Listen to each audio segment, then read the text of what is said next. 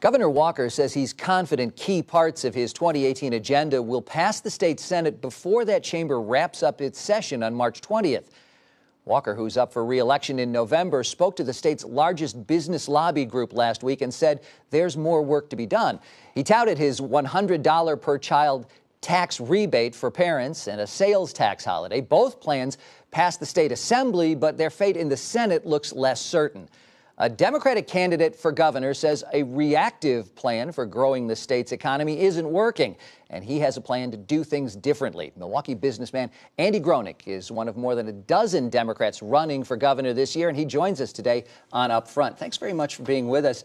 Let me start with that jobs plan, your approach. What's the headline? What sets it apart from the others? Well, it's really a common sense plan that builds on Wisconsin's strengths. Before I even thought about running for governor, I spent 18 months traveling the state, and I spoke to over 700 people about real ideas that build on the strengths of our state, that capture all those strengths and turn them into good-paying, family-sustaining jobs, the kind of jobs that are in science, technology, manufacturing, and agriculture that make Wisconsin a world leader in the things that support life: food, water, air, and energy. And those are all things that we're pretty good at here in Wisconsin. The state's unemployment numbers are down. They're low. Most believe that the economy is improving or at a stable, positive spot right now. What's the governor doing wrong? Where are his vulnerabilities on this? Well, he likes to run to that unemployment number without considering the fact that if you go knock on the doors of Wisconsinites all over our state, they're not home. They're working 2, 3, 4 jobs sometimes and just hanging on by their fingertips to get by and to pay rent. So I think it's really a real misnomer. You don't feed families in the state of Wisconsin with a low unemployment rate. You feed them with good-paying, family-sustaining jobs. And that's the kind of thing that we're going to create with the Grow Wis plan that I'm advancing. One of the things in the spotlight of the jobs discussion during this race will be Foxconn. The governor will tout the thousands of jobs that will be created there. Democrats have said the concern is what the state is giving away in order to attract the company to come to Wisconsin.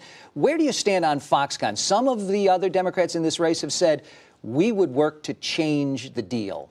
Well, I've said that Foxconn is an anchor around the necks of every Wisconsinite. What Governor Walker did, and with no transparency to the Wisconsin taxpayers, is he created the kind of a deal that has no revenue guarantees whatsoever, the kind of deal that you could not take to a bank and get financed, that you couldn't take to a board of directors and get passed. But yet he's pushing $3 billion, but now actually $4.5 billion, out the door to a company that, frankly, we never took the time as a state. He never did an independent feasibility analysis to even determine if the kinds of things that Foxconn says they can actually do. And he's given them unfettered access to the Great Lakes and 7 million gallons a day without even having the common sense of going to a Foxconn plant, testing the water that's coming out of the effluent treatment plants there, and determining what kind of heavy metals we're going to be putting back into our Great Lake, Michigan.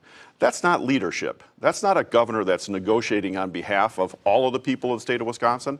That's a governor that's trying to put up a smokescreen of what's been a pretty dismal jobs record since he took office. The wheels are already in motion on Foxconn, however. Is it too late to go back to change things? Would you change the state's deal? Would you put a stop to any of the incentives that have been offered? Well, there is no exit clause. The brilliance of Governor Walker is he went out and he talked about the fact that it's going to create jobs for $53,000+ for Wisconsinites.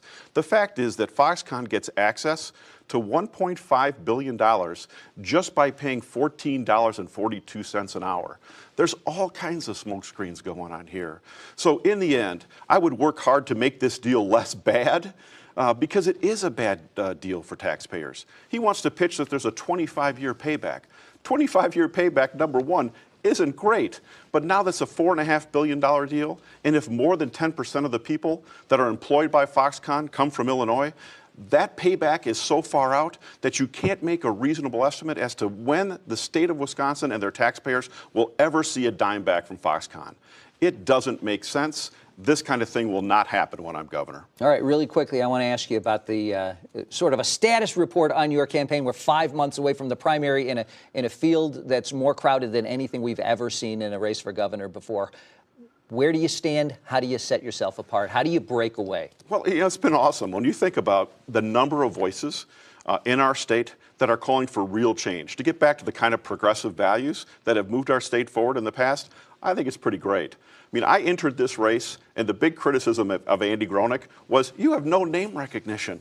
How in the world are you going to win a statewide election with no name recognition? Well, we now have the largest social media following in the entire field, and we're dwarfing the competition. Between Facebook and Twitter, I think we're 27,000 people every single day are tuning in for a real conversation, an optimistic vision of the kinds of things that we can move the state forward. Not just in jobs, but education and healthcare, which we desperately need to get back to in our state. That's what's going to happen when I'm governor. All right. Democratic candidate for governor Andy Gronik, thanks very much for being with us today. Thanks, Ken. I really appreciate it. Our editorial partner, WisPolitics.com, covers the candidates and important developments in the race for governor. You'll find that coverage on the election blog of WisPolitics.com. Well, it's down to 2 now in the race for state Supreme Court. We'll hear from the candidates in their first debate since the primary, next on Upfront.